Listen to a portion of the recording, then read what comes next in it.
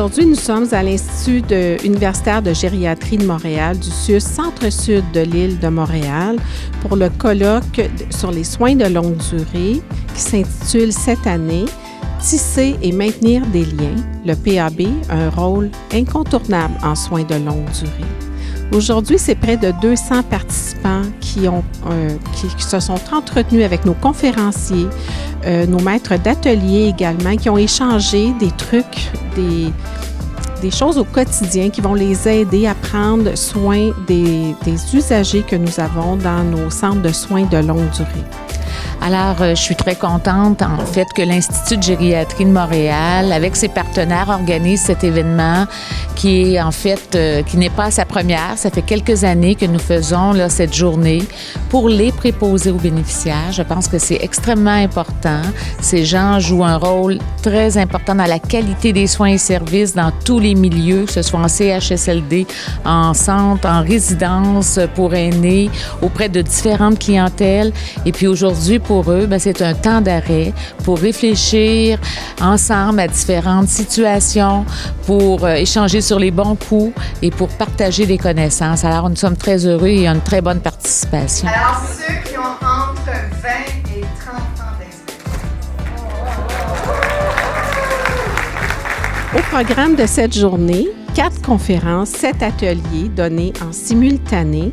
C'est près d'une vingtaine de conférenciers qui ont partagé avec nous leur savoir, leur savoir-être, mais surtout des trucs pour bien outiller l'ensemble des intervenants qui sont venus nous écouter aujourd'hui. Ce colloque est fait pour et par les PAB. Dans le comité scientifique, nous avons un préposé aux bénéficiaires qui nous aide à choisir les bons sujets qui les touchent et surtout qui vont les aider dans leur pratique au quotidien. Un respect de la personne. Savoir-être, le respect, le savoir-être. Ouais, je pense aussi que ça prend du cœur, là. Faut avoir un grand cœur. On dégage l'amour, on dégage, comment je peux dire ça, la compassion, la patience. Puis on est toujours là à l'écoute. En tout cas, moi, ce qui m'aide beaucoup, parce que je me mets à la place des bénéficiaires. Parce que je me dis toujours, si c'était moi. Alors c'est pour ça que je donne ce que je peux.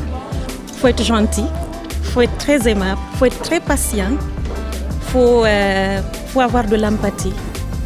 Puis surtout le respect, c'est très, très important. Ben pour moi, je pense que c'est vraiment toutes les qualités qu'elle a soulignées. C'est important d'avoir le respect, d'avoir l'empathie, d'avoir l'écoute, parce que ce sont quand même des personnes qui ont beaucoup d'expérience dans leur passé.